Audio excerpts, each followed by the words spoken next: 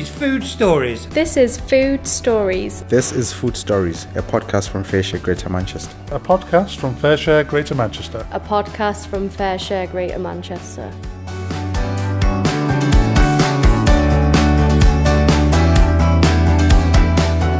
Welcome to Food Stories, a podcast from FareShare Greater Manchester. FareShare Greater Manchester is the largest surplus food redistribution charity in the northwest of England, rescuing good-to-eat surplus food from going to waste and redistributing it to charities and community groups across the region who are serving their communities with food. This time our focus turns to one of our community food members, the Tameside Meals Project. People look forward to having their meals on the Wednesday because we cook on the Tuesday and then she distributes them on the Wednesday. So they sort of say, oh, well, we're so excited to see what it might be. And it really is a bit like that. I don't know what I'm going to cook, so I don't know whether it might be something Indian or a fusion or just a traditional bangers and mash, whatever it is. I think they feel that it's something which, what we try to do with those meals is make it nutritional. So I think they really get the value of that, you know, healthy, nutritional, hot meals. Probably the only meal they might be getting really for that day. Every Monday, Mandviwala calls into the FareShare Greater Manchester warehouse to collect the ingredients she'll need for the Tameside Meals Project that week. I caught up with her on one of her visits to collect the food and then went along to the kitchen she uses in Hyde Town Hall, where, with the help of her team of volunteers, she cooks up dozens of meals for those who need it most in her local community. All right, Carla, we've got some tikka sauces at the moment. They're a 2 kilo bag type of thing. What are you thinking in terms of portions? Like, how many are you hoping to cook up? I think if you've got enough sauce for me to make at least 150 to 170 meals. So if the bag portions are right, then I can tell you how many. Okay, so that means I should be able to take about 8 bags. All right, 8 bags. 8 bags of 2.5 kilos will do me. All right. And what else have you got?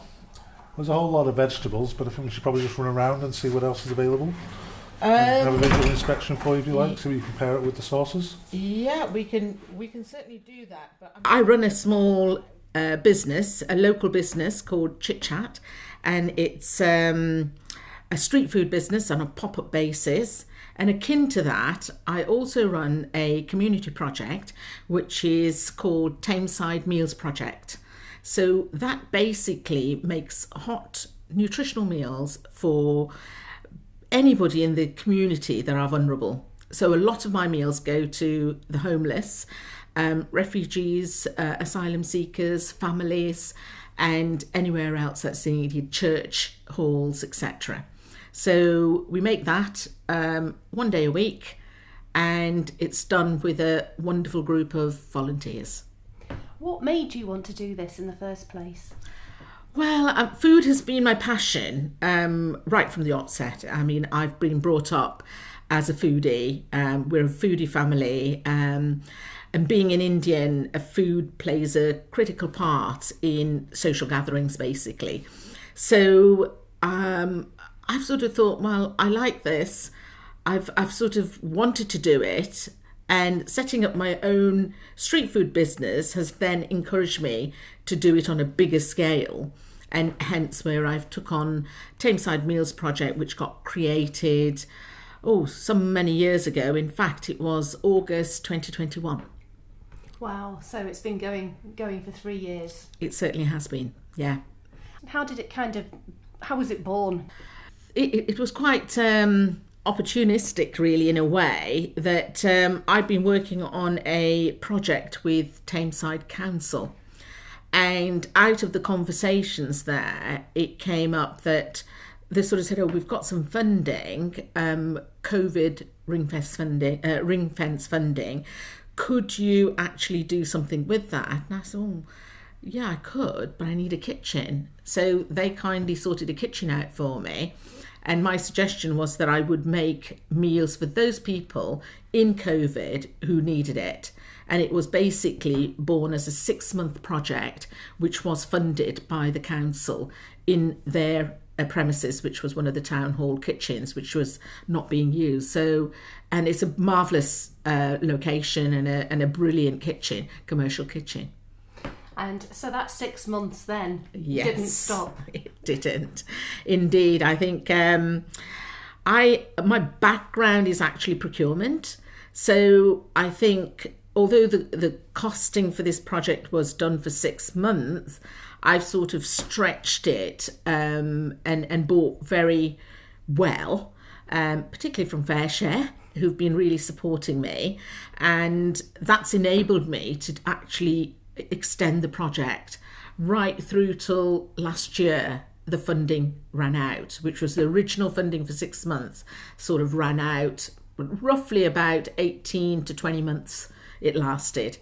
And then since then, I've actually just run it myself, to be honest, and raised money where I can. Calla still runs the Tameside Meals Project from Hyde Town Hall, and each week she's joined by her team of volunteers who prepare and cook the food, portion the meals up into containers and take care of the washing up.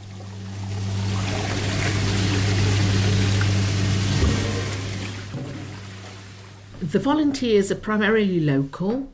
They are really people that it actually helps them to be in the kitchen. It helps them to be with other people, and it helps them to actually come away from their everyday situations. So I have a whole range of people. I do have asylum seekers. I've got refugees that work in the kitchen for me, help out.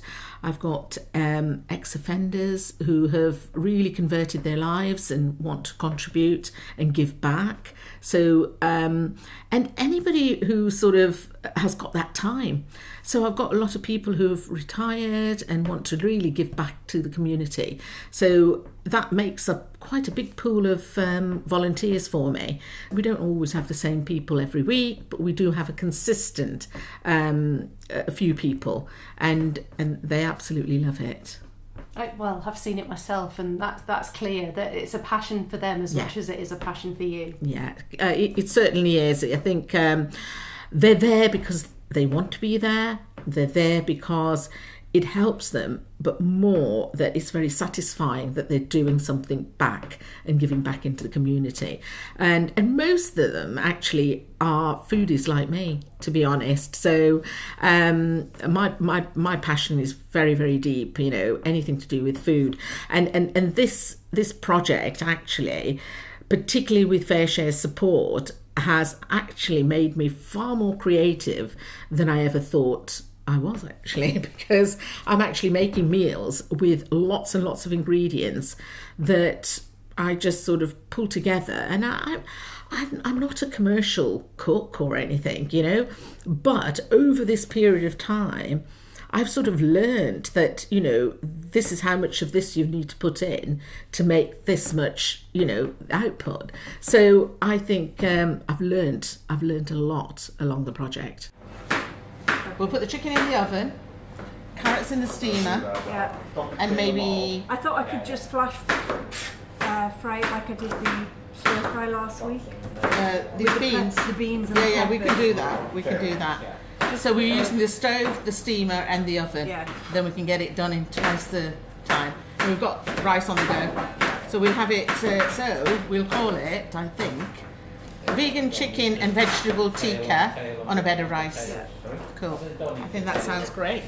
So we're all chipping away, so that's really good. We're ahead of the game. Helen Chauhan has been volunteering with Calla since the Tameside Meals Project first began back in 2021. She says she feels it's an important thing to do. I'd retired in the April, and I'd always said that I wanted to give back to the community, so this was one of the ways that I could have a bit of fun and give back. And what do you get out of it? A sense of using my time to support other people in a way that I couldn't do if I wasn't in here. the main people that we are supporting, I believe, are the homeless, but also people who are now, due to financial pressures that are affecting everybody. We're supporting some families as well through the work that we do, through the food that we take to Pauline's. She now supports some families who are in council accommodation or have been made homeless and are in sheltered accommodation. So it's reaching a variety of people who need support. It's actually enabling somebody to survive from one day to the next and potentially giving them the support that they need at this moment in time, and the encouragement to carry on and then hopefully find themselves in a better place in a few weeks, months, years maybe, but they're not starving. We're going to have rice that's going to soak it up, isn't it? Yeah, we're going to have rice that's going to soak it up. We're going to put the green beans into it. Right. Half of the green beans, half of the carrots, and some of those peppers that Helen's done. We should work out how much sauce we need to put in each dish. I still think it's got so much flavour. A couple of Cala's other volunteers are Raj Palmer and Mukul Mandviwala. I basically do everything, but I take care of the cooking side in the corner, so it keeps me busy all day. Just running around. I think I put in about 20,000 steps a day when I come here.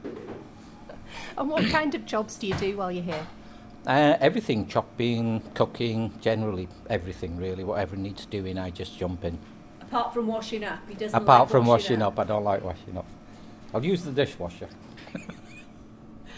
And why do you come? It gives me a sense of purpose really. I retired last year and I was looking for something to do for a charitable cause, and Cala came up and said, right, go for it. Plus I enjoy cooking as well, so that's a double bonus. I look at, I'm just helping mankind, you know, it's just simple as that really. If you help somebody, then that's it, that's all that matters really. I heard about this kitchen and what Carla was doing. It never really occurred to me to sort of help her. And I was thinking about it, it was always in the back of my mind. Anyway, in one instance I met up with Raj. He said, what are you doing on Tuesday? I said, nothing really particular. He said, why don't you come down and help us? So I thought, I'll give it a go, because I know Raj. So I thought, give him help the best way I could. So come down on a Tuesday, and the first instance was like, what do I do? I'm lost, you know, totally new to me. So I just followed the instructions as to what needed doing, just did what they asked me to do, and I enjoyed it. So I thought, yeah, I could do this more often.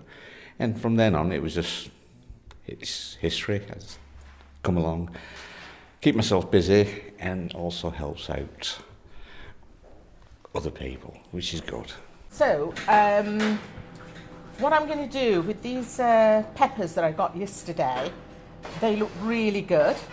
So I've just sorted them out, and we're going to use the ones that need using up today, and the rest of it, I think, because we've got space in the fridge, we're going to put them away in a crate and use them up next week. They're going to be absolutely fine until next week.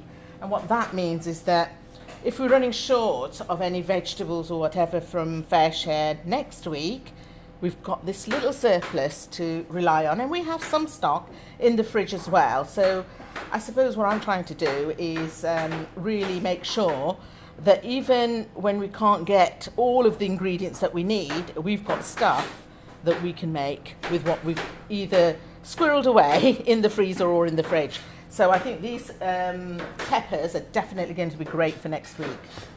Fabulous. So the key is planning then? Absolutely planning. Although we don't know what we're going to be making next week, we know that it has to be nutritional. So whatever it is, we will pack the vegetables into it.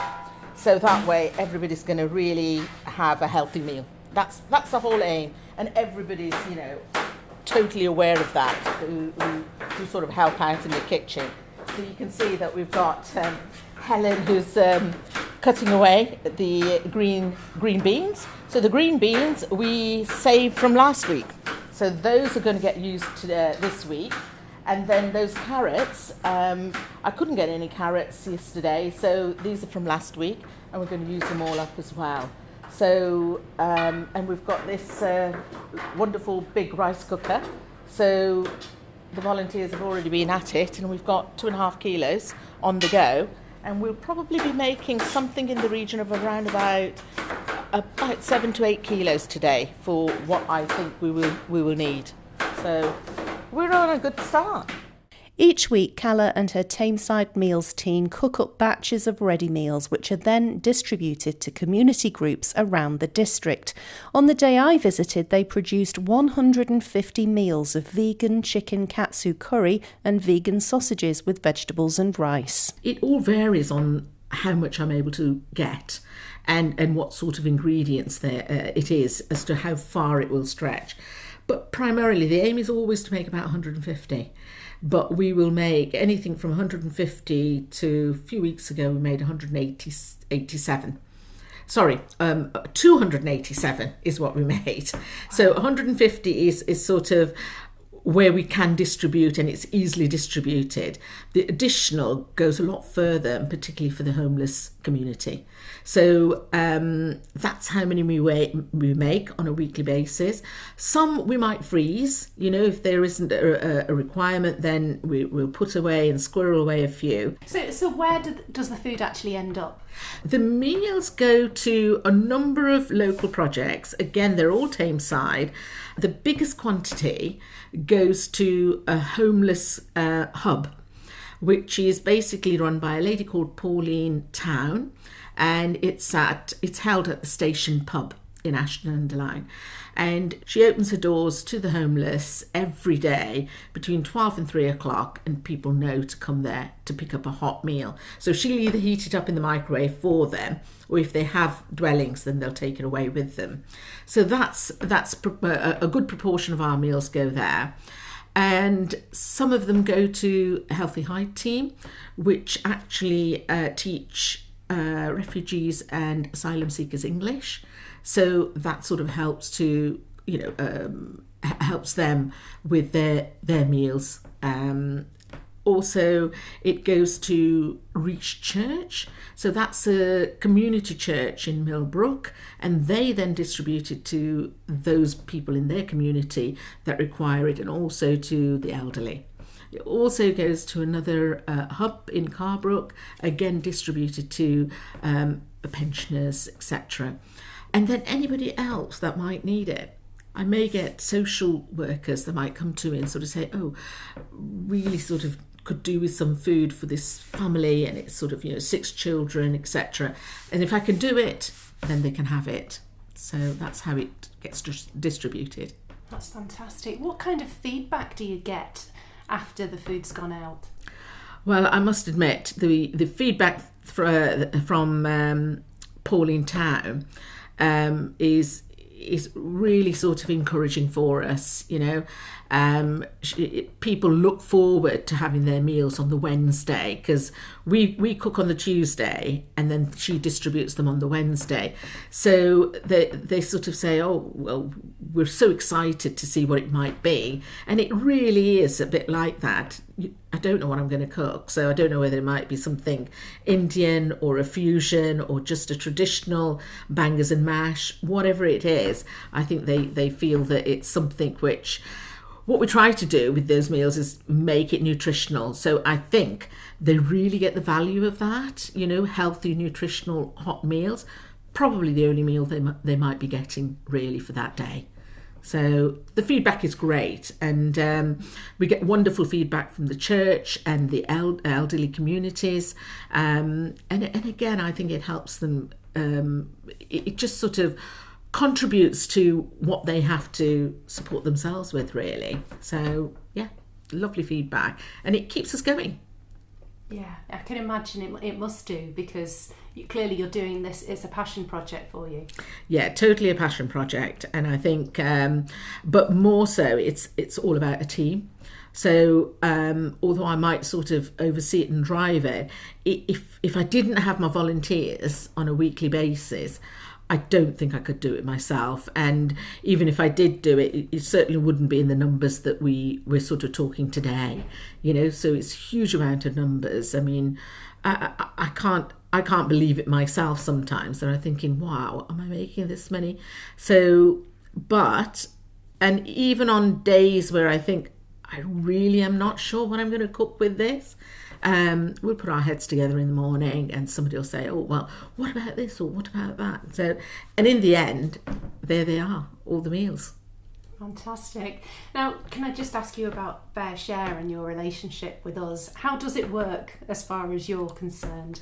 With FareShare, I think I'm so privileged to be one of their clients, you know, one of their customers who's able to come in and pick up the food. And that relationship goes back some time, really. So during COVID, I was working with charities where we were making meals and they were being distributed throughout the whole of Greater Manchester, to be honest. And our relationship started from COVID days, early COVID days.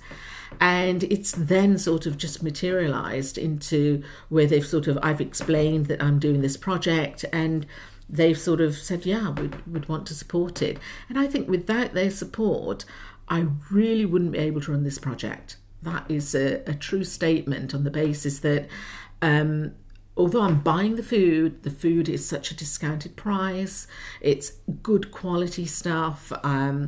The staff know me, so they know the sort of quantities that I need.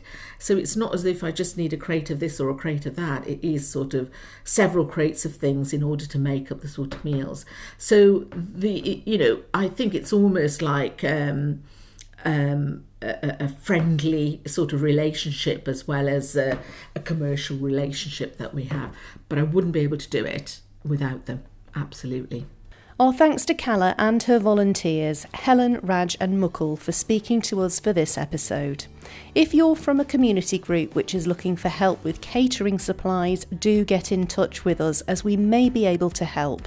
You can find all of our contact details on the FareShare Greater Manchester website at www.faresharegm.org.uk. We'll be back again next week with another food story. Until then, thank you very much for listening. If you've enjoyed this episode, please share it with anyone who you think may benefit from hearing it. And if you're able to, please leave a rating and review on your podcast app too. That way more people will be able to find out about FareShare Greater Manchester's food stories. Thanks for listening.